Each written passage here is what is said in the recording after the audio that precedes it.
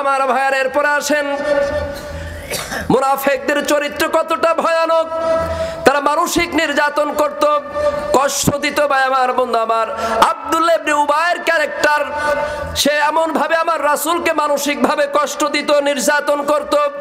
এই আব্দুল্লাহ ইবনে উবাই আমার রাসূল যখন মক্কা থেকে মদিনায় যখন হিজরত করে গেলেন, সূরা মুনাফিকের তাফসীরটা পড়ে দেখবেন, তাফসীর সুন্দর করে পড়বেন। আমি জায়গাটাও দেখিয়ে দিলাম, আপনারা তেলাওয়াত করবেন পবিত্র কোরআন মাজিদের সূরাতুল মুনাফিক। সেই তাফসীরগুলো সেখানে সুন্দরভাবে লিপিবদ্ধ আছে। আমার রাসূল যখন মসজিদে নববীতে বক্তব্য দিতেন, কোথায় দিতেন?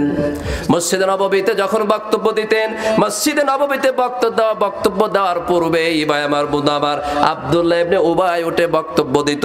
বক্তব্য দিয়ে বলতো, ও আরবের মানুষগুলা, এটা রাহমাতাল লিল আলামিন, একজন ভালো মানুষ মক্কার মানুষগুলো নির্যাতন করে মদিনা আমাদের কাছে পাঠিয়ে দিয়েছে।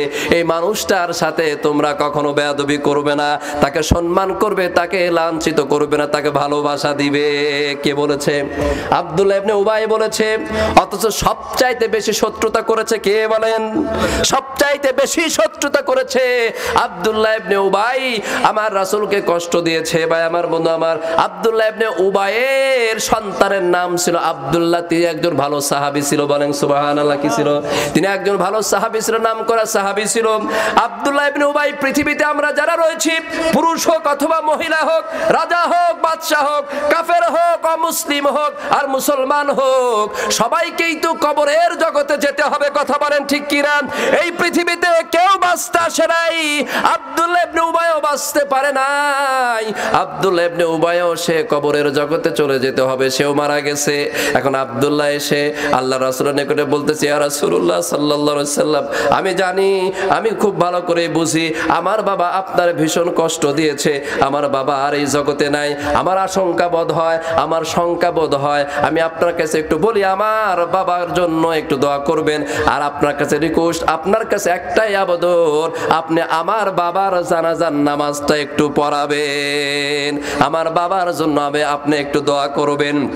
আমার ভাইয়েরা, বিশ্বনবী এবার আব্দুল্লাহকে সান্ত্বনা দেওয়ার জন্য তিনি তাকে হাত বুলিয়ে বললেন, ঠিক আছে, তোমার বাবার জানাজার নামাজ আমি পড়াবো, দাফন কাফনের ব্যবস্থা আমি করব, যাও প্রস্তুত করো, ধোয়াও গিয়ে। ভাই আমার, বন্ধু আমার, কে বললেন এটা? রাহমাতাল লিল আলামিন আল্লাহ রাসূল সাল্লাল্লাহু আলাইহি ওয়াসাল্লাম এই কথা বললেন। আমার রাসূল শুধু এমপ্যাথি দেখাতেন না, আমার রাসূল শুধু সিম্প্যাথি দেখাতেন না, আমার রাসূল এমপ্যাথিও দেখাতেন। বলেন সুবহানাল্লাহ। দুইটা শব্দ, দুইটা অর্থ আসে। সিম্প্যাথি শব্দের অর্থ তো সহানুভূতি। কি বলেন? সিম্প্যাথি শব্দের অর্থ কি? সহানুভূতি।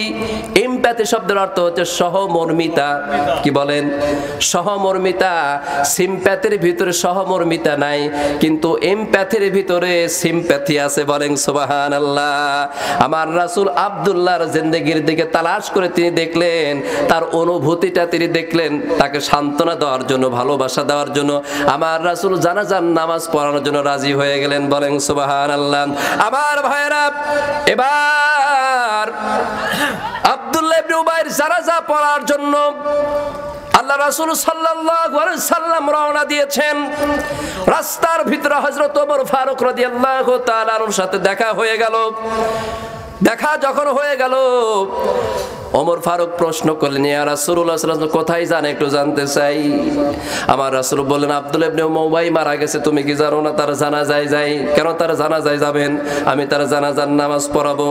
ইয়া রাসূলুল্লাহ সাল্লাল্লাহু আলাইহি ওয়াসাল্লাম, আপনাকে এত কষ্ট দিল, মানসিক নির্যাতন করলো, ইসলামের এত শত্রুতা করলো, আপনি বুঝেই তার জানাজায় যাবেন? আমার রাসূল মুস্কি হাসি দিয়ে বললেন, হ্যাঁ, আমি তার জানাজায় যাব, জানাজায় ওয়াদা দিয়েছি আব্দুল্লাহকে, আব্দুল্লাহর কাছে প্রতিশ্রুতি দিয়েছি, আমাকে যেতেই হবে।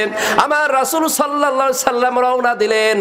হযরত ওমর ফারুক রাদিয়াল্লাহু তাআলা আনহু পিছন দিকে থেকে রাসূলের জামাটা টেনে ধরলেন। তাফসীরের কিতাবের ভিতরে এসেছে, পিছন দিক থেকে আমার রাসূল জামাটা টেনে ধরলেন।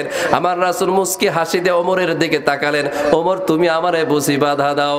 ওমর বলতেছে, আমি বাধা দিই না, আপনি তো কোরআন মাজিদের আয়াতগুলো তেলাওয়াত করে আমাদেরকে শুনিয়েছেন, ইস্তাগফির লাহুম আও লা তাস্তাগফির লাহুম ইন তাস্তাগফির লাহুম 70 মাররাতান ফালাই ইয়াগফিরাল্লাহু লাহুম। আল্লাহু আকবার। রাসূল আপনিই তো আমাদেরকে শুনিয়েছেন মুনাফিকদের জন্য দোয়া করা আর না করা সমান। মুনাফিকদের জন্য যদি 70 বারও যদি দোয়া করেন ফালাই ইয়াগফিরাল্লাহু লাহুম, আমার আল্লাহ পাক ওই দোয়াকে কখনোই কবুল করবে না।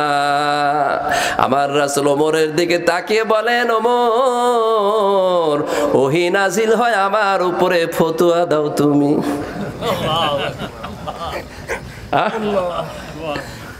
ওহী নাজিল হয় আমার উপরে, ফতোয়া দাও তুমি। হ্যাঁ আমি ফতোয়া দিই, ওমর চলো তুমি আমার সাথে চলো যাই। আমার রাসূল বলেন, রাসূল আপনি যান আমি যাবো না, আপনি যান আমি যাবো না, আমি যেতে পারবো না। আমার রাসূল চলে গেলেন, আব্দুল্লাহ ইবনে উবাইয়ের জানাজা পড়লেন। কার বলেন? আব্দুল্লাহ ইবনে উবাইয়ের জানাজা পড়লেন। ভাই আমার, বন্ধু আমার, আব্দুল্লাহ ইবনে উবাইয়ের জানাজা যখন কমপ্লিট হয়ে গেল, এবার আব্দুল্লাহ আমার রাসূলের নিকট অনুরোধ করে বলতেছে, ইয়া রাসূলুল্লাহ সাল্লাল্লাহু আলাইহি সাল্লাম, আপনি আমার বাবার জানাজা পড়িয়েছেন।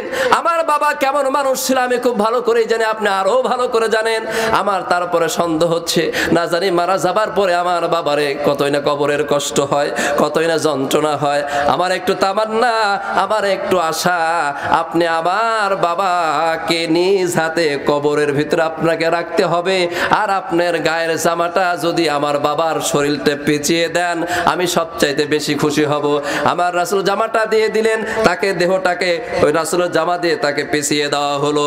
আমার রাসূল নিজেই কবরের ভিতরে নামলেন। আহারে আমার রাসূল সাল্লাল্লাহু আলাইহি সাল্লাম মুখ থেকে পবিত্র থুতু দিয়ে এভাবে আব্দুল্লাহ ইবনে উবাইয়ের এই জায়গায় মেখে দিলেন, এই জায়গায় মেখে দিলেন থুতুটুকু এভাবে মোবারক দিয়ে ভরিয়ে দিলেন। এরপরেও যত আল্লাহ রাব্বুল আলামিন আব্দুল্লাহ ইবনে উবাইকে আল্লাহ পাক ক্ষমা করে দেয়। ভাই আমার, বন্ধু আমার, দাফন কাফন সম্পূর্ণ করে কবর উপরে যখন আমার রাসূল দাঁড়িয়েছেন, আমার আল্লাহ রাব্বুল আলামিন জিবরাইলকে ডেকে বলেন, জিবরাইল যাও ওহী নাজিল করে দাও, ওয়ালা তুসাল্লি আলা আহাদিম মিনহুম মাতা আবাদাও ওয়ালা তাকুম আলা কবরি ইন্নাহুম কাফারু বিল্লাহি ওয়া রাসূলিহি ওয়া মাতু ওয়া হুম ফাসিকুন। আল্লাহু আকবার। ওহী নাজিল হয়ে গেল, ওহী নাজিল হয়ে সাথে সাথে আমার রাসূলের কর্ণকুহরে পৌঁছে গেল। আল্লাহ পাক বলে দিলেন, হে রাসূল আপনি মুনাফিকদের নামাজটাও পড়াবেন না, শুধু নামাজ নয় মুনাফিকদের কবরের পাশেও আপনি দাঁড়াবেন না, কারণ তারা আল্লাহ এবং আল্লাহর রাসূল চূড়ান্ত দুশমন ছিল, তারা নাফরমান ছিল, তারা বেঈমান ছিল, তারা ফাজির ছিল, তারা কাফের ছিল। তাদের সেখানে দোয়া করে কোনো লাভ। আচ্ছা আপনারা বলেন তো দেখি, সেই মুনাফিক আপনারা কেউ হতে চান? হ্যাঁ মুনাফিক হতে চান? আমার ভাইয়েরা, মুনাফিকদের বিস্তারিত আলোচনা। আমরা সেই মুনাফিক হতে চাই না যে মুনাফিক হলে পরে জাহান্নামে যেতে হয়। শুধু জাহান্নামে নয়, জাহান্নামের সবচাইতে নিম্ন পর্যায়ের যে জায়গাটা, নিম্ন স্তরে যে জায়গাটা, ওই জায়গায় যেতে হবে। একটা মানুষ, ভাই আমার, বন্ধু আমার, আপনি যদি ইহুদির দিকে তাকান, ইহুদি প্রকাশ্য শত্রু আমাদের, কথা বলেন ঠিক কিনা? ইহুদি আমাদের প্রকাশ্য শত্রু কিনা? এশিয়া মহাদেশের ভিতরে চতুর্দিকে শুধু মুসলিম কান্ট্রিগুলা, কথা বলেন ঠিক কিনা? এরপরেও প্যালেস্টাইনের মুসলমানদেরকে তারা কিভাবে প্রতিদিন রক্ত নিয়ে হোলি খেলছে, প্রতিদিন তারা রক্তাক্ত করে দিচ্ছে। আমি তো মনে করি এশিয়া মহাদেশের ভিতরে যেই সমস্ত দেশগুলা রয়েছে, এরা প্রতিষ্ঠান প্রধান যারা রয়েছে, রাষ্ট্রপ্রধান যারা রয়েছে, একসাথে যদি একটা হুঙ্কার দেয়, ইহুদির বাচ্চারা ওই জায়গায় ইসরায়েলে থাকতে পারবে না। অথচ তারা ক্ষমতার লোভের কারণে, চেয়ারের লোভের কারণে, টাকার কারণে আজ প্রতিদিন মুসলমানদের লাশের পরে লাশ পড়ে যাচ্ছে। কথা বলেন ঠিক কিনা? আমার আবার প্রতিটি মুসলমান হচ্ছে একটা দেহ। কথা বলেন ঠিক কিনা? প্রতিটি মুসলমান হচ্ছে একটা দেহ। কি বলেন? প্রতিটি মুসলমান হচ্ছে একটা দেহ। তার চোখ যদি ব্যথা হয় সমস্ত শরীর ব্যথা হয় কিনা? যদি তার মাথা ব্যথা হয় তাহলে তার সমস্ত শরীর ব্যথা হয় কিনা? ভাই আমার, বন্ধু আমার, যদি আপনি প্রকৃত ইমানদার হন, প্রকৃত মুসলিম হন, মুনাফিক যদি না হন, তাহলে প্যালেস্টাইনে কোনো মুসলমান ভাইয়ের যদি হাত যদি কেটে ফেলে, বাংলাদেশের জমিনে থেকে আপনাকে ভাবতে হবে প্যালেস্টাইনের মুসলমান আমার ভাইয়ের একটা হাত কেটে দেওয়া হয় নাই, যেন আমার হাতটাকে কেটে দেওয়া হয়েছে। কথা বলেন ঠিক কিনা?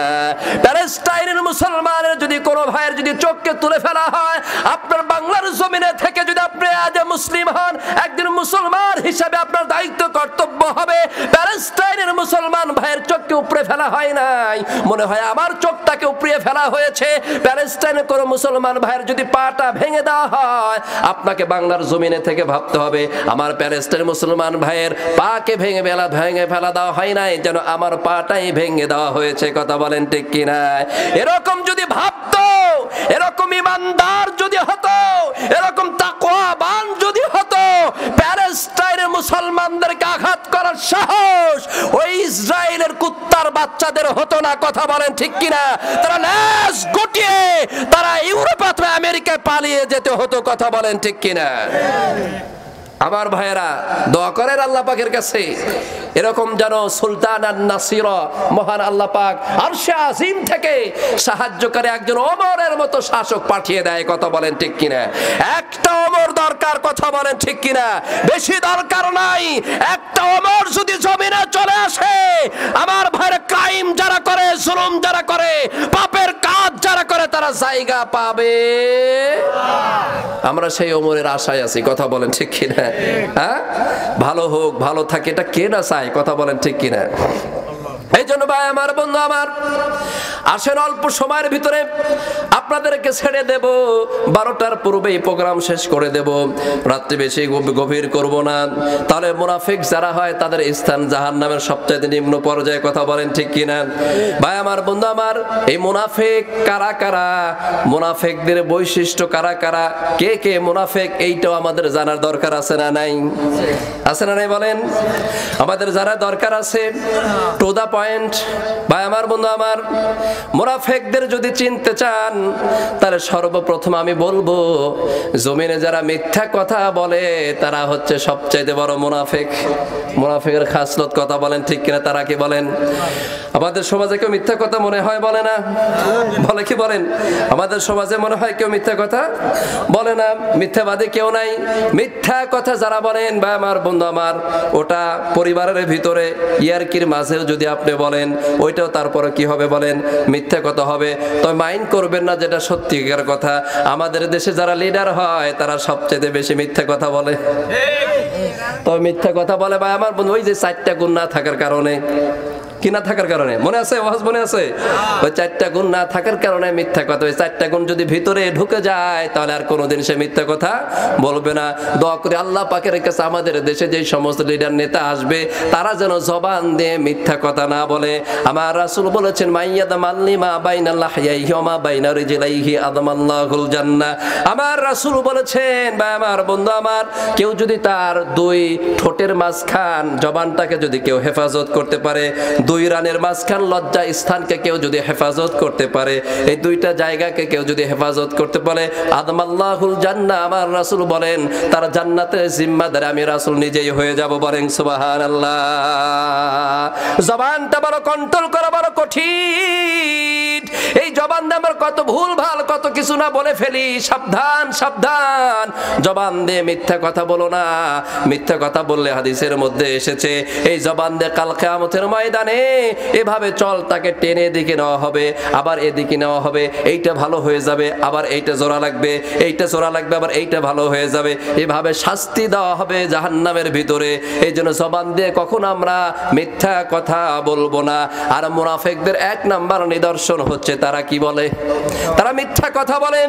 তাহলে মিথ্যা কথা যেটা বলেন এটা আমি ফরহাদুজ্জামান বলছি না, এটা মহান আল্লাহ পাকের কালাম। আল্লাহ পাকের কালাম বলছে, কে বলছে? মহান আল্লাহ পাকের কালাম বলছেন সূরাতুল মুনাফিকের প্রথম আয়াত, আপনারা সবাই তেলাওয়াত করে দেখবেন।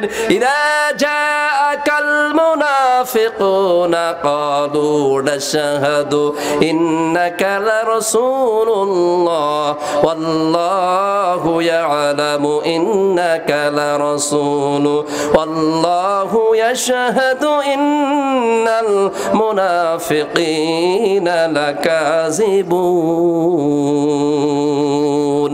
আল্লাহ রাব্বুল আলামিন সূরা মুনাফিকের প্রথম আয়াতে বলে দিলেন, রাসূল, মুনাফিকরা যখন আপনার নিকটে আসবে তারা আপনাকে বলবে, অবশ্যই আমরা আপনাকে আল্লাহর রাসূল হিসাবে সাক্ষ্য দিচ্ছি। আল্লাহ তো খুব ভালো করেই জানে যে আপনি আল্লাহর রাসূল। আল্লাহু ইয়াশহাদু, ভাই আমার বন্ধু আমার, মুনাফিকরাও সাক্ষী দেয় আর আমার আল্লাহ পাকও সাক্ষী দেয়। কার সাক্ষীটা সঠিক? আল্লাহ। হ্যাঁ, ওমান আসদাকু মিনাল্লাহি কিলা ওমান আসদাকু মিনাল্লাহি হাদিসা, কার কথা সবচাইতে সঠিক হবে? আল্লাহ পাকের না মুনাফিকদের? আল্লাহ পাক বলছেন আল্লাহু ইয়াশহাদু ইন্নাল মুনাফিকিনা লাকাযিবুন।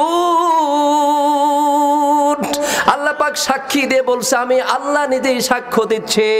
মুনাফিকরা লামে তাকিদ দিয়ে বলা হচ্ছে, মুনাফিকরা অবশ্যই অবশ্যই মিথ্যাবাদী। আমার রাসূল আরেক জায়গায় বলেন, ইন্নাস সিদকা বিররুন ওয়া ইন্নাল বিররা ইয়াহদি ইলাল জান্নাহ ওয়া ইন্নাল কিযবা ফুজুরুন ওয়া ইন্নাল ফুজুরা ইয়াহদি ইলান নার। মিথ্যা সত্য হচ্ছে একটা কল্যাণ, কল্যাণ মানুষদেরকে জান্নাতের দিকে নিয়ে যায়, আর মিথ্যা হচ্ছে একটা অকল্যাণ, আর অকল্যাণ মানুষদেরকে জাহান্নামের দিকে নিয়ে যায়। আমরা জান্নাতে যেতে চাই, কথা বলেন ঠিক কিনা? আমরা কোথায় যেতে চাই? জান্নাতে যেতে চাই। এক নাম্বার আলামত তাহলে কি মিথ্যা কথা বলা। তাহলে আমরা আজ থেকে মিথ্যা কথা ছেড়ে দিলাম, কথা বলেন ঠিক কিনা? কারা কারা মিথ্যা কথা ছেড়ে দেবে হাত একটু দেখান, বলেন ইনশাআল্লাহ। লিল্লাহি তাকবীর। আল্লাহ কবুল করো। আমার আম্মা জানরা আস্তে করে হাত তুলবেন, আমার আম্মা জানদেরকে কবুল করবেন, আমিন। আল্লাহ পাক কবুল করবে, মানে আমিন। রাগ করলেন? হ্যাঁ, ভালো কাজের প্রতিশ্রুতি দেওয়া এটা ভালো, সমস্যা নাই। যদি আপনি মিথ্যা ছাড়তে পারেন আমার লাভ আছে, তো আছে না? বলেন, আমার লাভ আছে না নাই? যে ফরহাদ হুজুর সেই ফরিদপুর ওয়াজ করতে গিয়েছিল, একটু ওয়াদা নিয়েছিল এবং ইনশাআল্লাহ বলছি, কথা বলেন ঠিক কিনা? আল্লাহ পাক সবাইকে বরকত দান করুক, বলে আমিন। আমার ভাইরা, এক নাম্বার ওয়াদা খেলাফ করা যাবে না, এক নাম্বার মিথ্যা কথা বলা যাবে না, মিথ্যা ছেড়ে দিতে হবে। দ্বিতীয় নাম্বার হচ্ছে ওয়াদা খেলাফ করা যাবে না, প্রতিশ্রুতি অঙ্গীকার। কি বলেন? আজ আমরা বন্ধুর সাথে বন্ধুর কথা হচ্ছে, অঙ্গীকার দিচ্ছে, দোস্ত আগামীকাল দেখা হবে, দোস্ত আগামীকাল কথা হবে, অথচ হারাই গেছে, মনে নাই, কথা বলেন ঠিক কিনা? দোস্ত আগামীকাল তুমি আসবে, তোমার সাথে আমি প্রতিশ্রুতি দিলাম, কথা দিলাম, খবর নাই, এমন আছে না নাই? আগামীকাল তোমার পাওনা টাকাটা আমি দিয়ে দেবো, অথচ দেওয়ার কোনো খোঁজই নাই, এমন আছে না নাই? হাজারো হাজার অঙ্গীকার আমরা ভঙ্গ করছি, আমাদের সমাজে এমন আছে না নাই? অথচ রাসূলের জীবন, আবু দাউদ শরীফের হাদিস, রাসূলের জিন্দেগি থেকে তো যেতে পাওয়া যাবে। আমার বন্ধু আমার, আল্লাহ রাসূল সাল্লাল্লাহু আলাইহি ওয়াসাল্লাম একজন সাহাবীর নিকট থেকে ঋণের আদান প্রদান হয়েছে। কি হয়েছে বলেন? কিছু টাকা ঋণ দিয়েছেন, আমার রাসূলের নিকট থেকে ঋণ নিয়েছেন, সেই ঋণটা পরিশোধ করে একটা ডেটও দিয়েছে, ইয়া রাসূলুল্লাহ সাল্লাল্লাহু আলাইহি ওয়াসাল্লাম আপনাকে এই জায়গায়, এই গাছতলায়, এই জায়গায় অমুক দিন এসে আপনাকে টাকাটা দিয়ে যাব, কথা বলেন ঠিক কিনা? ফিনিশিং দেওয়া হবে।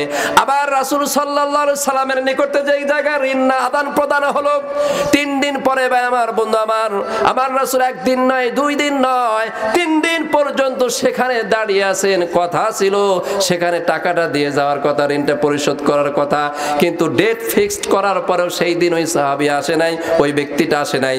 না আসার কারণে ভাই আমার বন্ধু আমার 3 দিন পর্যন্ত আমার রাসূল অপেক্ষা করেছেন। 3 দিন পরে হঠাৎ করে তার মনে হয়েছে, আরে রহমাতাল লিল আলামিনকে তো অমুক জায়গায় আমি থাকতে বলেছি। 3 দিন পরে গিয়ে দেখে অমুক জায়গায় রাসূল ওখানে দাঁড়িয়ে আছে, বলেন সুবহানাল্লাহ। শুধু দাঁড়িয়ে আছে না, আমার রাসূল শুধু এতটুকুই বললেন, তুমি আমার একটু ঝামেলায় ফেলে দিয়েছো। এই শব্দটা আসছে, তুমি বড় আমার একটু ঝামেলায় ফেলে দিয়েছো। রাসূল, আমার ভুল হয়ে গেছে, আমাকে ক্ষমা করে দেন। ভাই আমার বন্ধু আমার, আমাদের দেশের লিডার তো দূরের কথা, নেতা এমপি মন্ত্রী তো দূরের কথা, সাধারণ মানুষ যদি এরকম ভুল করতো, পেটে শক্ত কথা বলেন ঠিক কিনা? এত বড় সাহস, 3 দিন থেকে বসে আছি, খোঁজ নাই খবর নাই, বলতো কিনা বলেন? অথচ দেখেন, জাতিকে শিক্ষা দেওয়ার জন্য, আমাদেরকে সঠিক রাস্তায় চলার জন্য এর চাইতে বড় হিতাকাঙ্ক্ষী কে হবে, ভালোবাসার মানুষ কে হবে, যিনি হলেন সর্বকালের সর্বযুগের সর্বশ্রেষ্ঠ মহামানব মহানায়ক হযরত মুহাম্মদ মুস্তাফা সাল্লাল্লাহু আলাইহি সাল্লাম। তিনাকে আদর্শ মেনে, তিনাকে নেতা মেনে যদি আপনি জীবন যাপন করেন, আপনার চরিত্রটা সুন্দর হয়ে যাবে। কথা বলেন ঠিক কিনা? আপনার জীবনটা পরিবর্তন হয়ে যাবে। আমার ভাইয়েরা, আর একটা পয়েন্ট বলে আপনার শেষ করে দেব, আর অনেকগুলো পয়েন্ট রয়েছে। 3য় নাম্বার হচ্ছে ভাই আমার বন্ধু আমার, আমানতের খেয়ানত। কি বলেন? আমানতের খেয়ানত। অনেকটাই বেজে গেছে ভাই আমার বন্ধু আমার। আমানতের খেয়ানত কি বলেন? আমানতের খেয়ানত ভাই আমার বন্ধু আমার, এইটা বড় মারাত্মক। আমানতের খেয়ানত, এখানে 2টা শব্দ আছে। কি বলেন? একটা হচ্ছে আমানত, আর একটা হচ্ছে খেয়ানত। আমানতের যখন বিঘ্নতা ঘটে তখন খেয়ানত হয়। কথা বলেন ঠিক কিনা? আমানত রাখা হয় 2টা বিষয়ের উপর ভিত্তি করে। 1 নাম্বার হচ্ছে আস্থা থাকা লাগবে, 2য় নাম্বার হচ্ছে নিরাপত্তা থাকা লাগবে। কথা বলেন না কেন? 1 নাম্বার হচ্ছে আস্থা থাকা লাগবে, 2য় নাম্বার হচ্ছে বিশ্বাস থাকা লাগবে। এই 2টা যদি না থাকে, আমানতের খেয়ানত 100% হবে। কথা বলেন ঠিক কিনা? আরবের ভূমিতে চলে যান, ওই জায়গায় আমরা একটু দৃষ্টি দিই আমার রাসূলের জিন্দেগিতে। কোথায় বলেন? আমার রাসূলের জীবনের দিকে আমরা একটু দৃষ্টি দিই। ওই জায়গায় যদি আমরা তাকাই, তাহলে পারে দেখবো আমার ভাইয়েরা, আমরা নজর করে দেখবো আল্লাহ রাসূল সাল্লাল্লাহু আলাইহি ওয়াসাল্লাম এখনো নবুয়ত পায় নাই। কি পায় না বলেন? এখনো নবুয়ত পান নাই। নবুয়ত পাওয়ার পূর্বেই আমার রাসূলের নিকটে মক্কার ওই আরবের মানুষগুলো টাকা নিয়ে, স্বর্ণ নিয়ে, জমির দলিল নিয়ে, গুরুত্বপূর্ণ যে সম্পদগুলো ছিল আমার রাসূলের নিকটে জমা করে রেখে আসতেন। আবু জেহেলের কাছে দেয় নাই। কার কাছে দেয় নাই? আবু জেহেলের কাছে দেয় নাই, মুগিরার কাছে দেয় নাই, আবু সুফিয়ানের কাছে দেয় নাই। না দেওয়ার কারণটা কি বলেন তো দেখি? না দেওয়ার কারণ হচ্ছে তারা হচ্ছে ডাকাত। তারা কি বলেন? তারা হচ্ছে সবচাইতে বড় ডাকাত, যারা মানুষের সম্পদ চুরি করে ফেলে, যারা মানুষের সম্পদ আত্মসাৎ করে, মানুষের মাথায় বাড়ি দিয়ে টাকা নেয়। আসলে তারা কি ভালো মানুষ বলেন? তারা ভালো মানুষ নয়। ভাই আমার বন্ধু আমার, মক্কার মানুষগুলো আমার রাসূল নবুয়ত পাওয়ার পূর্বে তাদের লিডারকে বিশ্বাস করতো না, কারণ তারা আমানতের খেয়ানত করতো, সম্পদ ঠিক মতো রাখতো না। ভাই আমার বন্ধু আমার, তারা কি করতো? আব্দুল্লাহর পুত্র মুহাম্মদ মুস্তাফা সাল্লাল্লাহু আলাইহি ওয়াসাল্লাম করে সম্পদ রেখে দিত। ইতিহাসের পাতায় যদি পাওয়া যায়, হাদিসের পাতায় যদি খোলা যায়, সেখানে দেখা যায় আমার রাসূল যখন মক্কাতে মদিনায় হিজরত করবে, হিজরত করার পূর্বে ভাই আমার বন্ধু আমার হযরত আলী রাদিয়াল্লাহু তাআলা ডেকে বলেন, আলী আমার নিকটে একটু আসো। আনা মাদিনাতুল ইলমি ওয়া আলী বাবুহা। আমার রাসূল বলেন, আমি হচ্ছে মদিনার ইলম আর সে ইলমের দরজা হচ্ছে আমার আলী। বলেন সুবহানাল্লাহ। আমার ভাইয়েরা, হযরত আলীকে ডেকে বলেন, আলী তুমি একটু আমার কাছে আসো। আমার রাসূল ডেকে নিয়ে বলেন, এই যে এই সম্পদটা অমুকের, এই সম্পদটা অমুকের, এই জামাটা অমুকের, এই জিনিসটা অমুকের। আমি তো মক্কাতে মদিনায় হিজরত করে চলে যাচ্ছি, তোমাকে একটু বলে যাচ্ছি, এই আমানতগুলো তুমি যথা সময়ে যার যার এই সম্পদগুলো, জিনিসগুলো তার কাছে পৌঁছে দেওয়ার পরে তুমি মক্কা থেকে মদিনায় হিজরত করে আসবেন। বলেন না একবার সুবহানাল্লাহ। আবার ভাইয়েরা, হিজরত করার ওই সময় বিপদের কারণ ছিল। কথা বলেন ঠিক কিনা? যখন আমার রাসূল আলীকে এই কথাটা বলছেন, সাথে সাথে তার মনে হয়ে গেছে যে আমার রাসূল বলেছে তুমি মক্কা থেকে হিজরত করে মদিনায় আমার সাথে সাক্ষাৎ করবে। আহারে সাহাবীরা আমার রাসূলকে, ইসলামকে, আল্লাহকে এতটাই ভালোবেসেছে, মহব্বত করেছে। আমার রাসূল যখন এই কথাটা বলেছে, হযরত আলী বিশ্বাস করে নিয়েছে।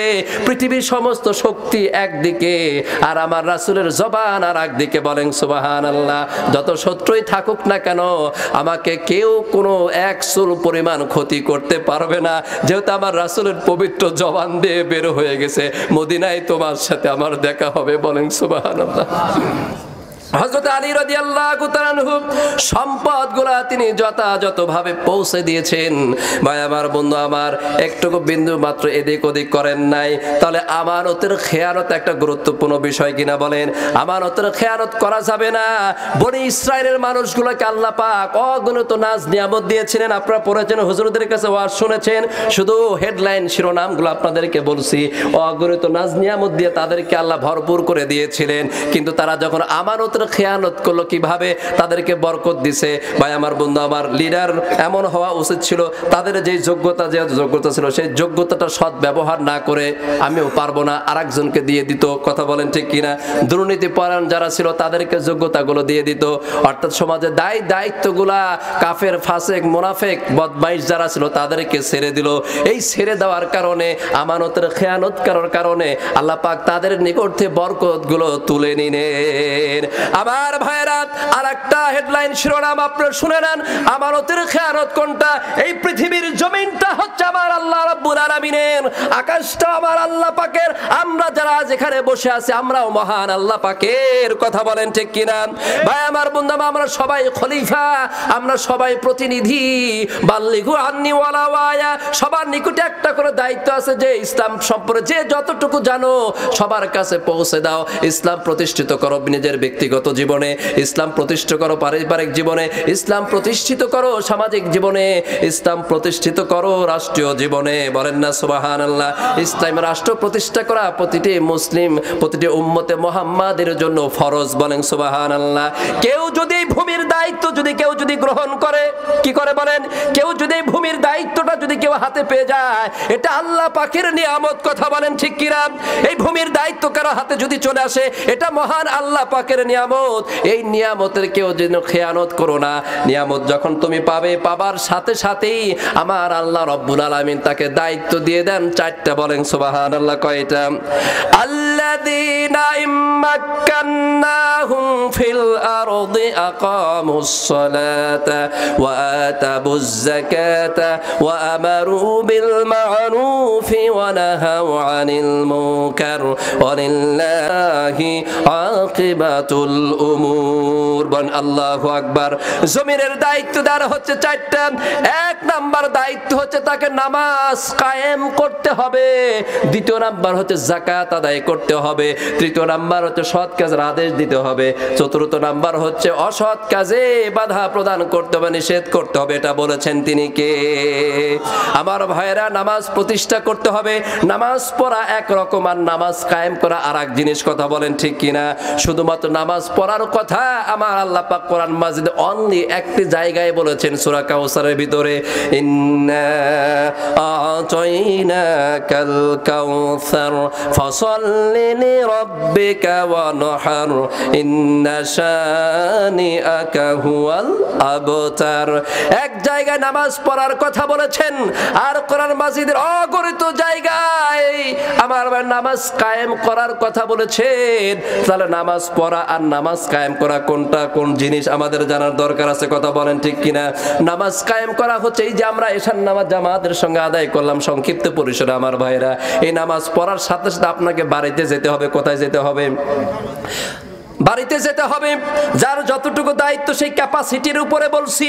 আপনি পরিবারের প্রধান, আপনি মসজিদে এশার নামাজ জামাতের সঙ্গে আদায় করলেন, সাথে সাথে বাসায় যেতে হবে। বাসায় গিয়ে আপনার সন্তানকে বলতে হবে, ও মেয়ে তুমি নামাজ পড়ছো কিনা, ও স্ত্রী তুমি নামাজ পড়ছো কিনা। যদি মেয়ে নামাজ পড়ে আর ছেলে যদি আপনার সাথে মসজিদে এসে নামাজ আদায় করে, আর আপনার স্ত্রী যদি নামাজ আদায় করে, ওই পরিবারটাতে যার যতটুকু দায়িত্ব রয়েছে সে নামাজ প্রতিষ্ঠা করলো। বলেন সুবহানাল্লাহ। এভাবে আমার ভাইয়েরা, কেউ যদি মসজিদের সভাপতি হয়, টাকা পয়সা শুধু হিসাব করার জন্য নয়, দায়িত্ব নেওয়ার জন্য নয়, সুনাম অর্জন করার জন্য নয়, ওই মসজিদের মুসল্লি যারা থাকবে ওই মুসল্লিদেরকে নামাজি বানানোর দায়িত্ব হচ্ছে ওই মসজিদের সভাপতি কমিটির। যদি না বানায়, কাল কিয়ামতের ময়দানে বিচারের কাঠগড়ায় দাঁড়াতে হবে। এভাবে দায়িত্ব যখন বাড়তে থাকবে, কেউ যদি মেম্বার হয় এত সহজ নয়। কথা বলেন ঠিক কিনা? ভোটে শুধু যেভাবে হোক ভোট পাইয়া যদি মেম্বার হয়ে যাও, এদিক ওদিক করো, কাল কিয়ামত কিয়ামতের ময়দানে তোমাকে জবাবদিহি করা লাগবে, কারণ তুমি খলিফা হয়েছো, তুমি প্রতিনিধি হয়েছো, তুমি দায়িত্ব গ্রহণ করেছো। তোমার 1 নাম্বার দায়িত্ব হচ্ছে নামাজ কায়েম করতে হবে। তোমার মহল্লার ভিতরে, তোমার এলাকার ভিতরে যারা মুসলমান আছে, অমুসলিম নয়, মুসলমান যারা রয়েছে তাদের সবাইকে তোমাকে নামাজি বানাতে হবে।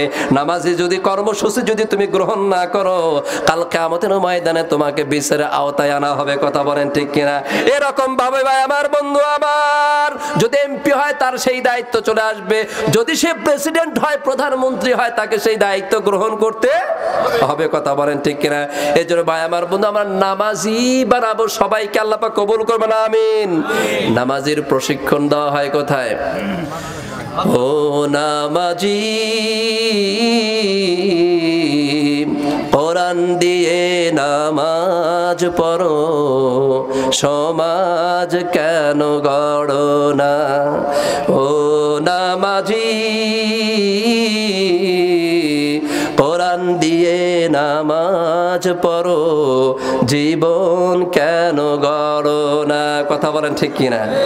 যেমন তুমি দিলে জমিন, দিয়েছো আসমান, সুখের সমাজ গড়তে দিলে তেমনি আল কোরআন, তোমার দয়া ও ফুরান, তোমার দয়া ও ফুরান। কথা বলেন ঠিক কিনা? এই নামাজি আমরা বানাতে চাই, আমাদের পরিবার সবাইকে নামাজি বানাতে চাই। ও মা, তোমাদের নামাজি বানাতে হবে। তোমাদের সম্মান বাড়িয়ে দিয়েছেন তিনি কে? আল্লাহ পাক। আমার মায়েদের জান্নাতে যাওয়া খুব সহজ। কথা বলেন ঠিক কিনা? 5 ওয়াক্ত নামাজ পড়বে, এরপরে তারা রমজান মাসে রোজা রাখবে, স্বামীর বৈধ আদেশগুলো মেনে চলবে, আর নিজের লজ্জা স্থানের হেফাজত করবে। জান্নাতের যে কোনো দরজা দিয়ে প্রবেশ করার অধিকার দেবেন তিনি কে? আল্লাহ পাক। কথা বলেন ঠিক কিনা? মেয়ে হিসাবে সম্মান দিয়েছেন আমার মাদেরকে। যখন শিশু ছিল, আমার রাসূল সাল্লাল্লাহু আলাইহি ওয়াসাল্লাম বলেছেন যে একটা মেয়ে সন্তান যদি কোনো পরিবারে জন্মগ্রহণ করে, তাহলে ওই পরিবারের ভিতরে আল্লাহ পাক রহমত নাজিল করে দেন। বলেন সুবহানাল্লাহ। কোনো পরিবারে যদি 2টি মেয়ে সন্তান জন্মগ্রহণ করে, আমার রাসূল হাত আঙ্গুলগুলো উত্তোলন করে বললেন যে সেই মেয়ের বাবা, ভালো পাত্রস্থ করতে হবে, সেই মেয়ের বাবা আর আমি একই সাথে জান্নাতে থাকবো। বলেন না একবার সুবহানাল্লাহ। এবং মেয়ে যখন মায়ের বাবার আদরে বড় হতে থাকলো, এই মেয়ে যখন আবার কন্যা থেকে হয়ে গেল হচ্ছে স্ত্রী, কি বলেন, স্ত্রী হওয়ার পরে এখন দায়িত্বে থাকবে স্বামীর। কার? বলেন, স্বামীর সাথে আন্তরিকতা থাকবে। এবং শুধু তাই নয়, এরপরে যখন হয়েছে মা, আল্লাহ পাক আবার, আল্লাহ রাসূল বলেন, আল জান্নাতু তাহতা আকদামিল উম্মাহাত, মায়ের পদতলে কিসের? সন্তানের বেহেশত। আচ্ছা বলেন তো দেখি আমার ভাইরা, কোন হাদিসে পুরুষদের সম্পর্কে হাদিস আছে? হ্যাঁ, পাইতে তো। কথা বলেন না, কত ইজ্জত বাড়াই দিয়েছেন। কথা বলেন ঠিক কিনা? এই জন্য আমরা পরিবারে কি বানাবো? বলেন, নামাজি বানাবো। এখন নামাজি বানাতে নামাজের প্রশিক্ষণের দরকার আছে না নাই? প্রশিক্ষণ আলোচনা করে তো আমরা সারা রাত যা শুনলাম, যা বুঝতে পারতেছি, আসলে তো রাত্রে আবার যেতে হবে কোথায়? আগামীকাল আবার শুক্রবার জুমা আছে। কথা বলেন ঠিক কিনা? প্রোগ্রামগুলো আছে। ভাই আমার, বন্ধু আমার, সেই হিসাবে আমি আপনাদেরকে বলছি যে নামাজের প্রশিক্ষণ দেওয়া হয় মাদ্রাসায়। কোথায় বলেন? নামাজের প্রশিক্ষণ দেওয়া হয় কোথায়? প্রত্যেকটা জায়গায় এরকম মাদ্রাসা গড়ে উঠুক। কথা বলেন ঠিক কিনা? আমাদের সন্তানগুলো মাদ্রাসায় পড়ুক, মাদ্রাসায় তার বড় হোক। আমি বলবো আপনার সন্তানকে, ওই যে আপনারা কুমার আছে নাকি এলাকায়, কুমারেরা যখন হাড়ি পাতিল বানায়, কি বানায় বলেন? পাতিলকে যেমনে সাজায় তেমনি হয়। কথা বলেন ঠিক কিনা? ঠিক ছোট বাচ্চারাও ঠিক অনুরূপ ভাবে এদেরকে যেমনে সাজাবেন তেমনি হবে। কি শিখবে বলেন? প্রত্যেকটা আমরা এজ এ মুসলিম হিসেবে আমাদের সন্তানকে কোরআনের জ্ঞান দিতে হবে আগে। কিসের জ্ঞান বলেন? কোরআনের জ্ঞান যদি না দেন বিপদ আছে না নাই? কোরআনের জ্ঞান না দিলে বিপদ আছে। আপনার সন্তানকে কোরআনের জ্ঞান দিতে হবে। এরপরে আপনার সন্তানকে ডিসি বানান, এসপি বানান, ইঞ্জিনিয়ার বানান, ডাক্তার বানান। আপনার সন্তান অক্সফোর্ড ইউনিভার্সিটিতে পড়ুক, আপনার সন্তান ক্যামব্রিজ বিশ্ববিদ্যালয়ে পড়ুক, আপনার সন্তান মিশরে পড়ুক, আপনার সন্তান ইউরোপে পড়ুক, আপনার সন্তান আমেরিকায় পড়ুক, সমস্যা নাই। যখন আপনার সন্তান জেহনের ভিতরে কোরআন থাকবে, কোরআন থাকার কারণে আপনি প্রতিদিন একবার করে কল দিবেন, আব্দুর রাজ্জাক, আব্দুর রহমান, তুমি কি ফজরের নামাজ পড়েছো? তুমি কি 2 আয়াত কোরআন তেলাওয়াত করেছো? যখন সে বলবে হ্যাঁ আমি কোরআন তেলাওয়াত করেছি, আল্লাহর কসম করে বলি, যদি আপনার সন্তান সকালবেলায় ফজরের নামাজ পড়ে, যদি আপনার সন্তান কোরআনের 2টি আয়াত তেলাওয়াত করে, কোরআন তেলাওয়াত করে, আর যদি ফজরের নামাজ যদি জামাতের সঙ্গে আদায় করে, আপনার সন্তান ইহুদি খ্রিস্টানদের সাথে থাকলেও তাদের সাথে কখন মদ গাঁজা ফেন্সিডিল ইয়াবা খাবে?